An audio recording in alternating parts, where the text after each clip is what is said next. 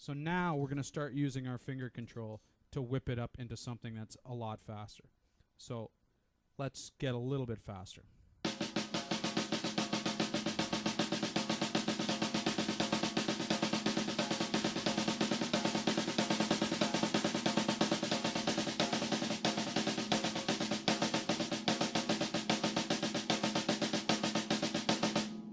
Okay, so now if we get really fast, we can get a nice bzzz, quick stroke that you can't hopefully tell very much between the threes. So I'm just going to get it, start slowly and get faster and faster.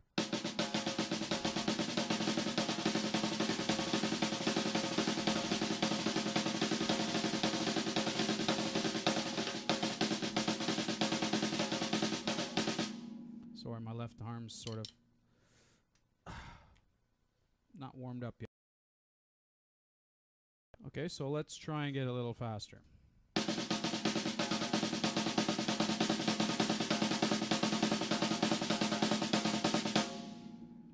All right, so now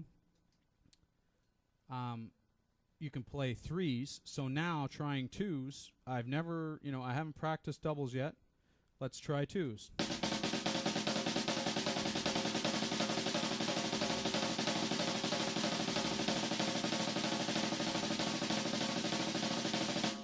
Cheese balls. Singles.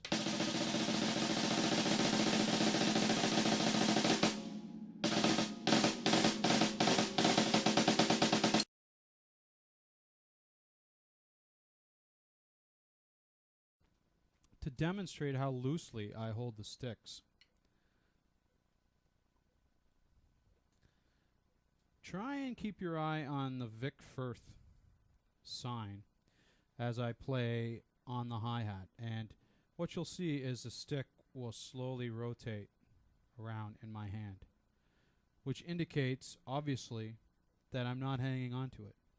In fact, all I'm doing is cradling it and hitting it back onto whatever I'm hitting. So it's just like dribbling a basketball.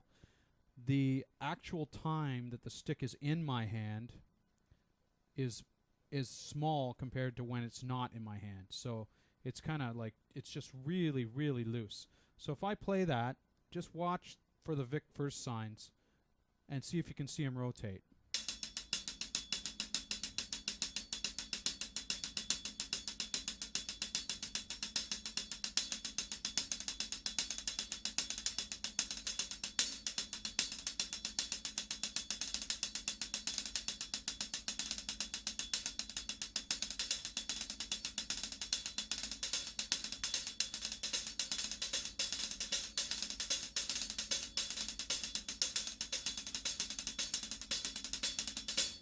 Okay, so, they go around in different periods, but basically they are always rolling inwards like this.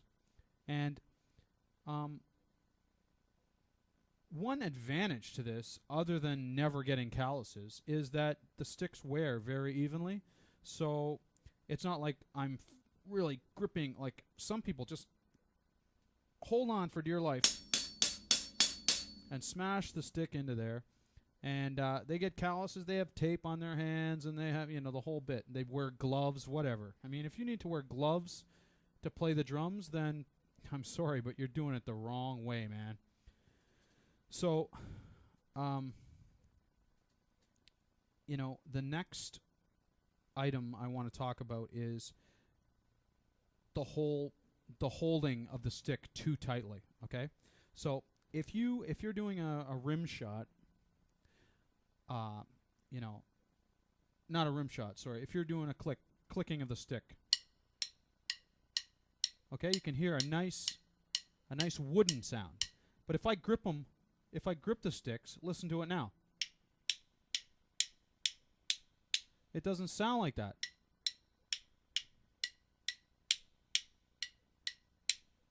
And the same goes for playing the instruments itself. If I hit the hi-hat, let's tighten it up. Okay, it's nice and tight, so I get a chick, chick, chick. If I hit it, I'll hit it for 2 bars while not holding the stick, and then I'll hit it for 2 bars while holding the stick, and then I'll alternate, okay? And it's a very stark difference, the difference between. So here we go, not holding the stick.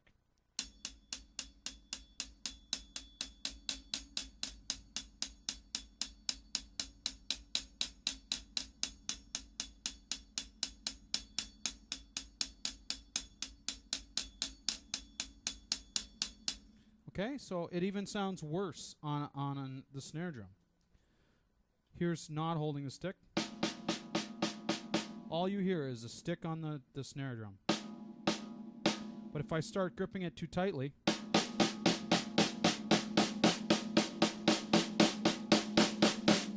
it sounds terrible. And you're going to do yourself an injury. Like, the idea of hitting the drum is to hit the drum on the surface, not down here underneath. It's not like playing golf where you're supposed to follow through the shot. You're not supposed to follow right through and go right through the head. And, I never have pits on my heads. I never have, rarely do I get broken tips. It's just, if you play right, your equipment will last longer and it'll sound a lot better. That's just a fact. It's like playing a rim shot. If you play all the way back here, it's choked off. As I move out, there's a sweet spot, and then as I keep moving out, it gets unsweet. So here we go. So right there is a nice sweet spot. Now it's dead again. There's a nice sweet spot right there. So it's just like a baseball bat. There's that area, that you gotta hit it right there,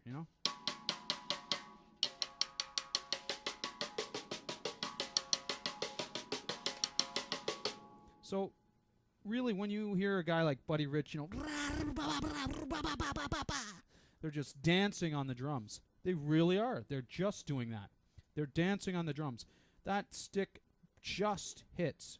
As Neil himself explained it in his work in progress video, he began to think of in circles instead of in linear lines up and down, so that the circle would be the bottom, the quadrant of the circle, the tangent line would be where he hits the drums. Okay, so if I'm playing something very slowly, like,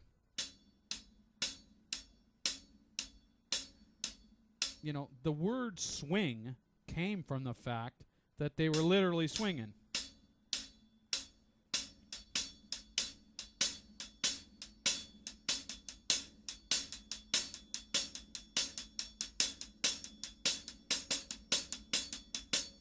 Okay, so that swing